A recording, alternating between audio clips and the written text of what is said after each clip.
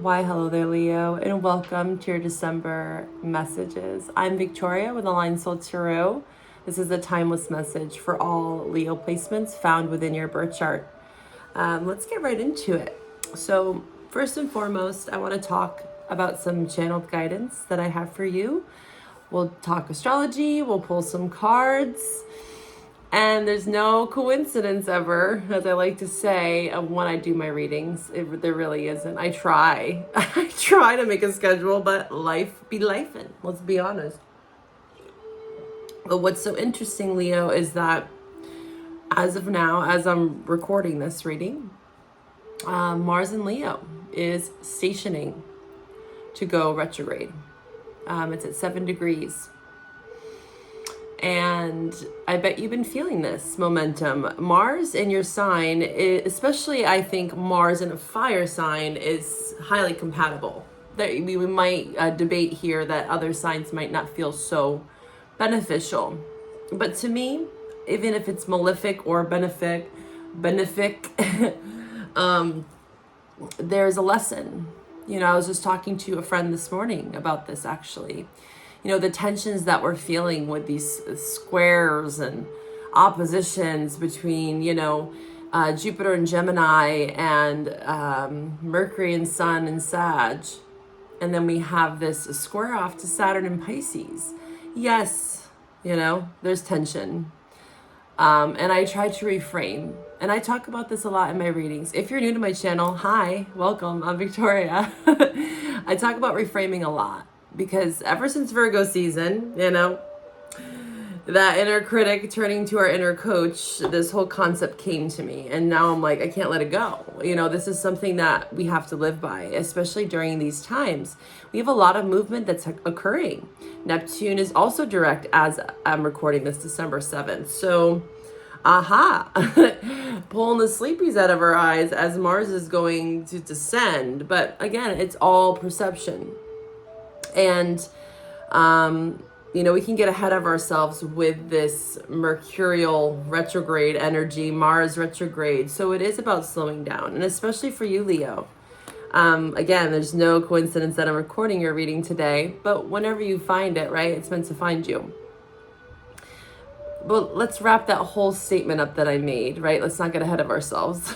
Is that all of it is a teacher. Yes, we can get wrapped up in the mind and our actions.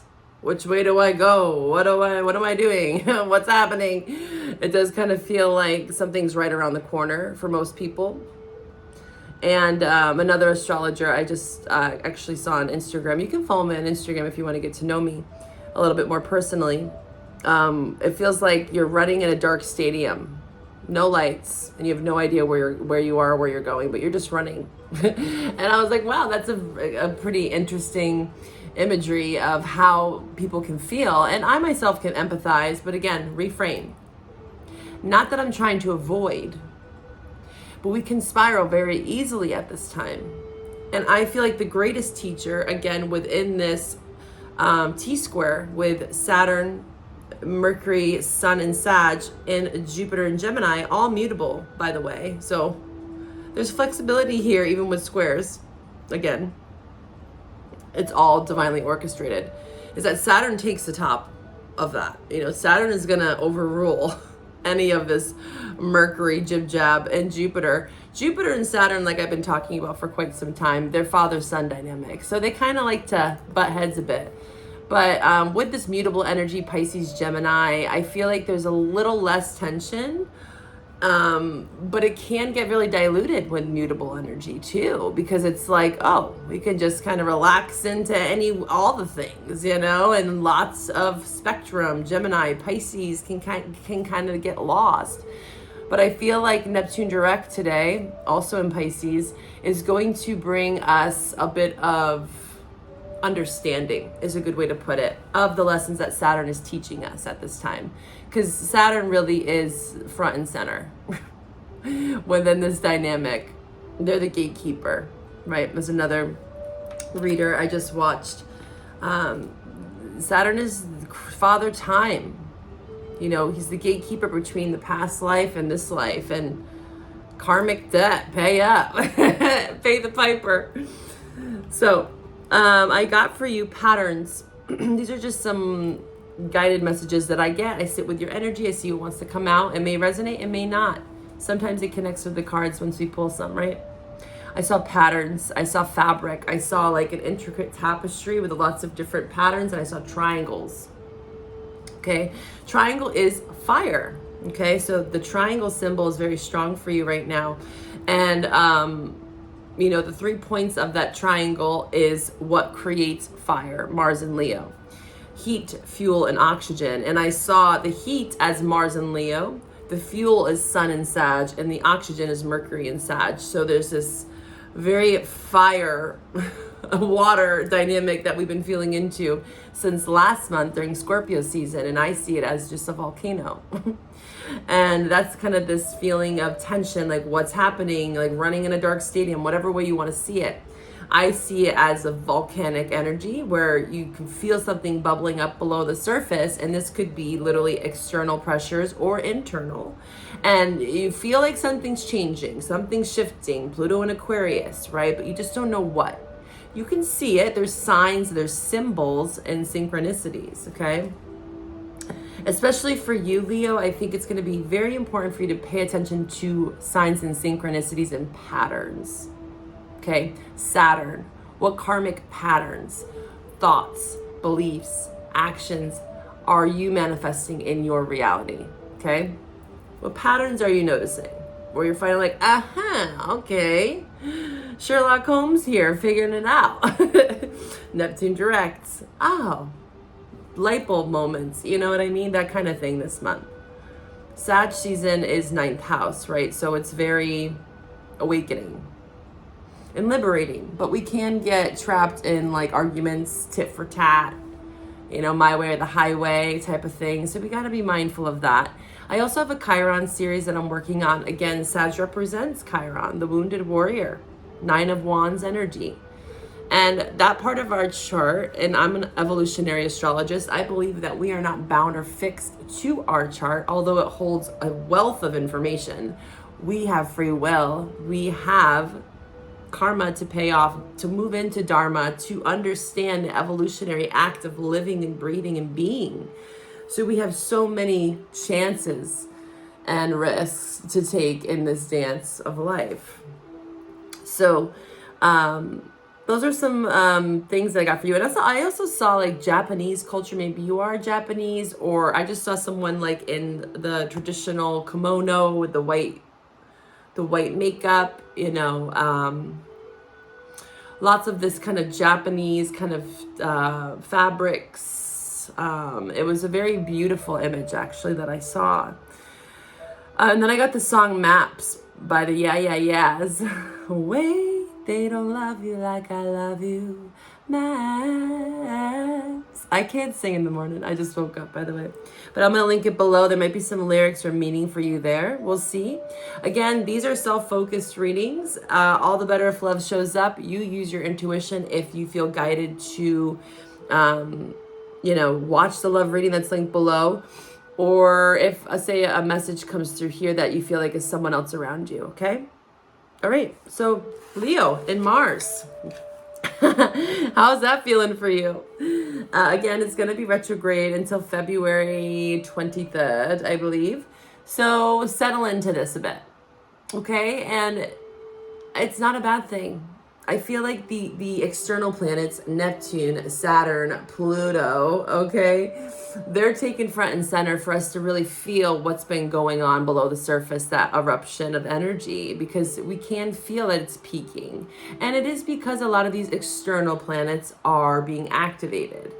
And again, I feel like it's very beneficial to have Mars and Mercury retrograde, because imagine all of these outer planets awakening or changing signs, right? And then having all the other planets direct.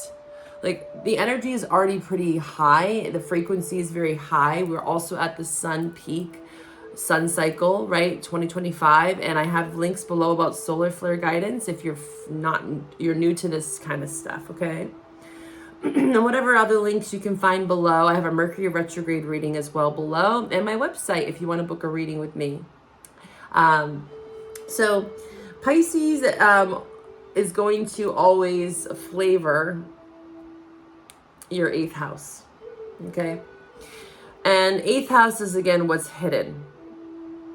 So I want you to, again, feel the eruption of energy, Mars and Leo. What's been bubbling up for you? Where are you feeling driven to move or motivate yourself? And also with that triangle, the fire triangle, there has to be a healthy balance of all 3 aspects of that, right? So, you know, too much heat or too much fuel or too much oxygen is going to create a very wild fire.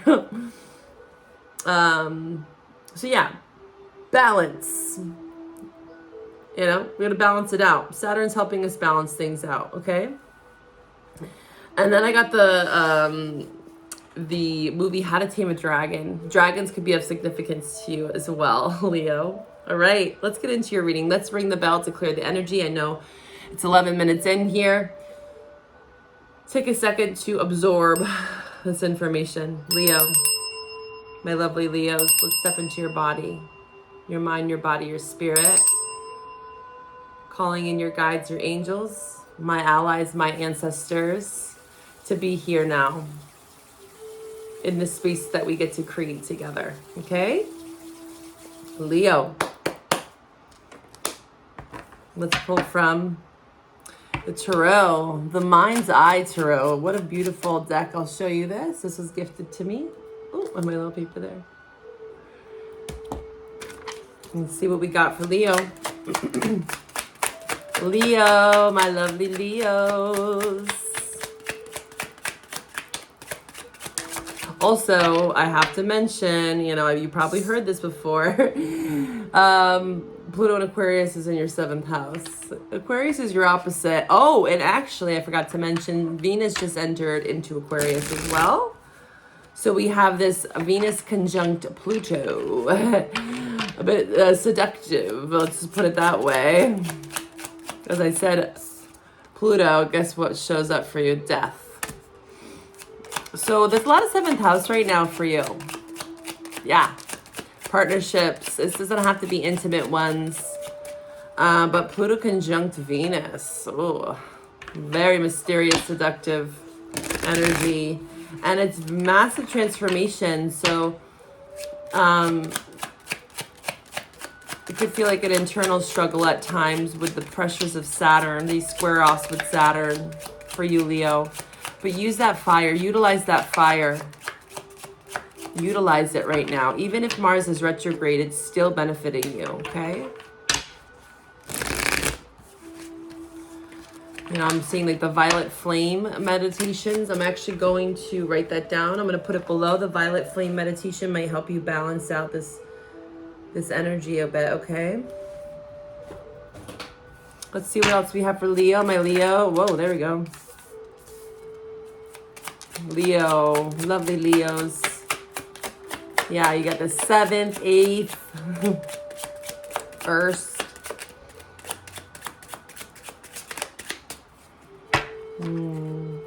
Let's see here. Leo. Got the song, I Got the Fire. Who sings that song? It's an old like 80s song, or not 90s, not 80s. I got the fire. You do got the fire. How are you going to use it though, huh? Think of like someone that's mastered the craft of building a fire. I actually knew a dear friend a long time ago. My goodness, they knew how to build a fire. It was like perfectly symmetrical the way they laid out the wood. It was almost like a little log cabin. You know how people stack that way? It was beautiful. Mastering the flame. You know, don't get too close to that flame. You might get burned, Leo. And like, I'm seeing someone that is like getting almost like seducted, Pluto conjunct Venus by the flame. Kind of like a snake charmer. This could be someone around you, or you yourself are feeling this seductive energy. Maybe this is how you temper your fire, is through sensuality, and that could be with self or another. It doesn't have to be with another, right? We can take care of ourselves. Leo. Oh, yes, we can take care of ourselves. That's damn right. Magician. You know, the first 3 signs of the zodiac, Aries, Taurus, Gemini. It's about self. I am statements, you know. I am, I communicate.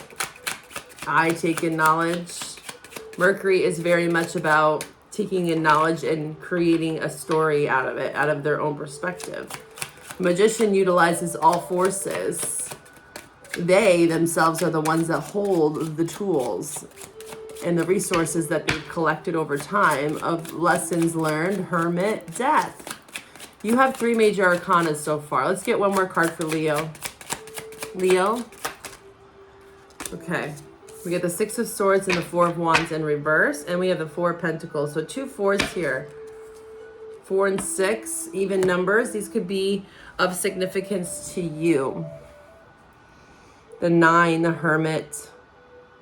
13, which breaks down to a 4. So 4 4 4. You could be seeing 4 4 4 a lot. 4s are about stability. You know, structure, Emperor is what I'm getting. But also that formation of the triangle, although that's 3 points, I'm feeling like there's something about structure, utilizing all aspects and points and scenarios. That's also Sag energy, seeing the big picture, which is a part of this moonology. Let's pull that from here and see what comes out. Looking at the big picture, getting a bird's eye perspective, seeing all points and aspects. That's very much a Mercury Mars retrograde. We have to reflect, refine, you know, tinker things a bit. The Hermit. We might have to sharpen our sword. We might have to polish off our pentacle there, you know, and fill up our cup a bit. Magician. But you are the one that gets to choose that, Leo. It's seeming very self-focused, but there is support around you nonetheless. Although it might feel like at times there are people that just don't understand you, is what I'm seeing here. We have full moon in Taurus. Your dreams need a practical plan. Yeah, that's that structure form. Practicality.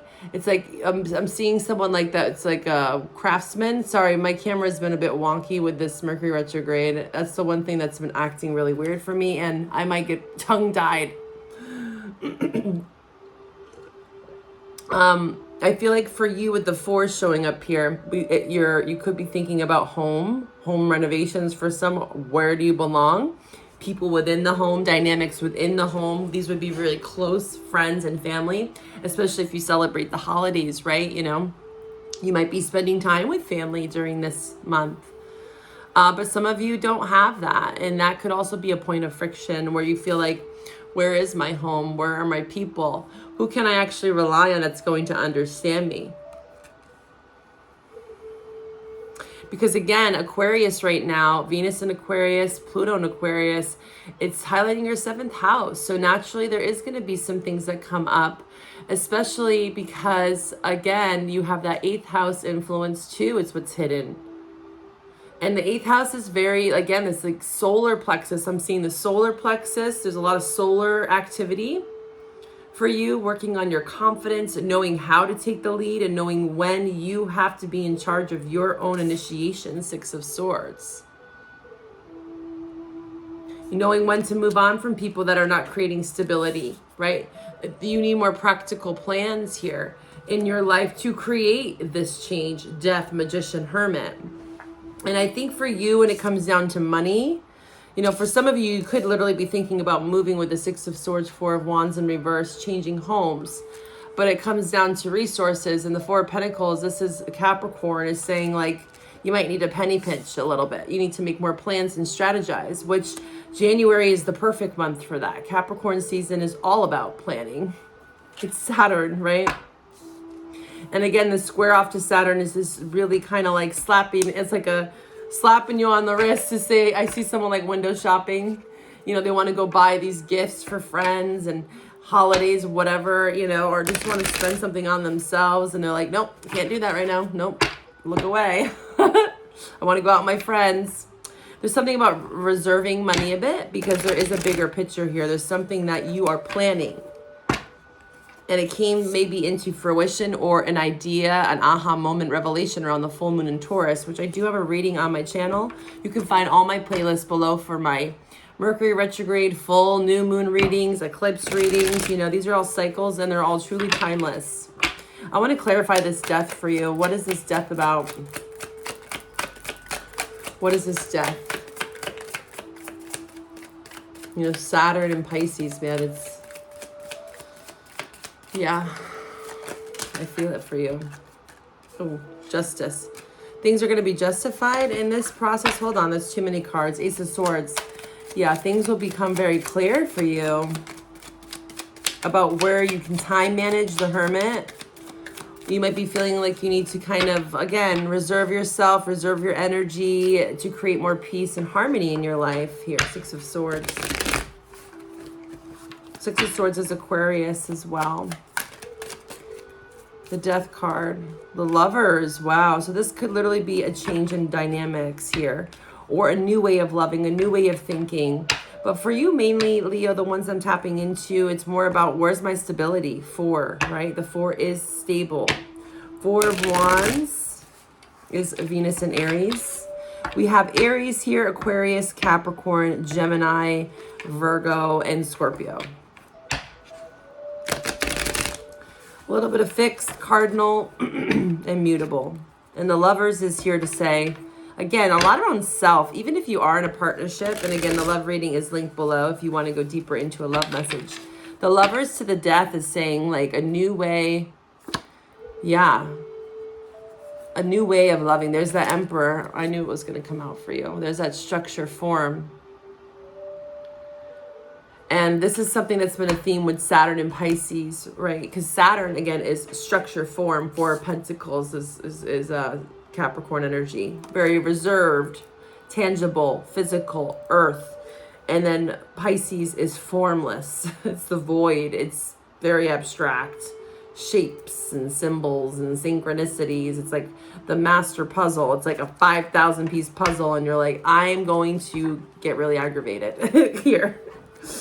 But that the whole point is to narrow in on, Leo, what truly matters here. You know, narrowing it down to 4 things even that are like, okay, these 4 things are what matter in my life right now. And I'm going to just hunker in, Hermit, to create that vision, the Magician, of what it is that I truly want. And I see that you have narrowed down because we have the 2 of Swords here to the 9 of Swords. It's like, yes, there was a lot of thought that went into this death, this transformation, the ideas around love, how it is to be in relationship to other, you know, again, this Pluto and Aquarius, it's a longer transition for you, and you're going to be feeling this 7th house of partnership under the observer of Pluto, okay, and Uranus. So expect massive shifts, and I feel like it's going to vary. Yeah, your beliefs are changing, Hierophant. It's going to vary very much so depending on how old you are. Let's be honest, right?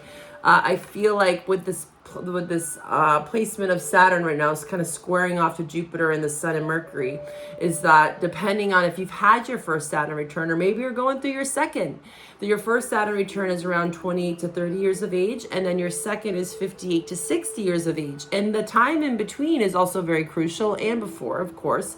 But usually after your first Saturn return, we can narrow in, right, down to the 4 things, you know, because I see if you don't narrow in and kind of zone in on a target, Sag, right, where is your arrow pointing? You could end up spiraling back to this 9 of Swords, where then you have a mess of swords and just too much on your plate. We want to get you down to size here. Again, what are the 4 even things that I value amongst my partnerships, right? What's going to bring me more peace, where I don't have to feel always on edge? You want a stable foundation, right? To create less tower moments in your life and more balance and resourcefulness. And a lot of this is going to be about decisions that you're making this month.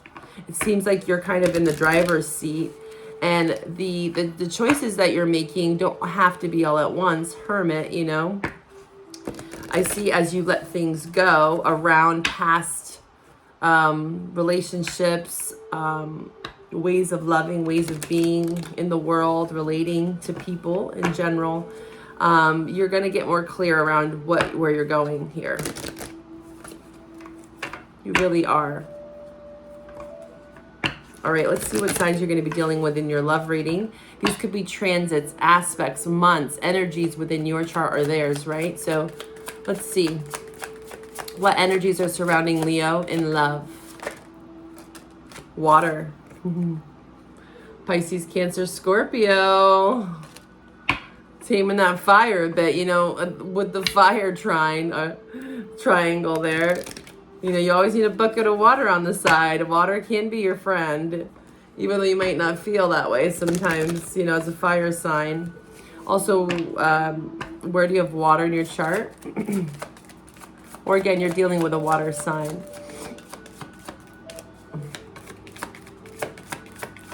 I'm seeing the connection here with the 6, because on this card it says 24. You or your love interest could have been born on the 24th. They could have Aquarius in their chart, but I'm seeing the 6 here standing out. There's that 4 and the 2. Interesting. What's in between is the 3 of that trine. So there's something that's peaceful that's ushering in this love dynamic here, because water is kind of tempering, temperance card, Sag season. It's tempering the flames a bit. All in moderation here. All right, let's see. What other signs is Leo dealing with in love? Signs that Leo is dealing with in love. Sun, here you are, bright-eyed and bushy-tailed. Sun card, Leo. The focal point. Oh my goodness, look at that. Interesting. On this card, we have a 13, breaks down to 4. 4s are so significant for you. I'm seeing them everywhere here. You could be born on the 4th. Pay attention to the 4th of the month, which, you know, I know already passed in December, but what happened on the 4th? May the 4th be with you. Maybe May 4th is a significant date as well in your love life. Uranus, yeah, that's Aquarius, I'm telling you. Venus is definitely going to be highlighting your partnerships, 7th house. We have Taurus, okay. And also what's interesting here is that Uranus is in Taurus currently. So this could just be talking about a time frame as well. So we're going to feel into your love reading. I hope to find you over there, Leo. If this is where we part, bye for now.